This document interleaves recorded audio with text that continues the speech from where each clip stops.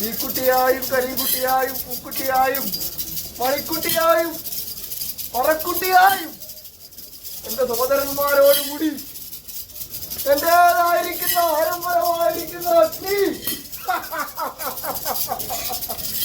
വാങ്ങിയനുഭവിച്ച് പോരാനുള്ള ഒരു അനുഭവം ഉണ്ടായി ഇല്ലേ? അതേ പ്രകാരത്തില് എന്റെ കല്ലടിക്കോട് പലവാരം ഇതുമായിട്ട് എന്റെ ചേർന്ന് പറയുന്നതിലേതുമായിട്ട്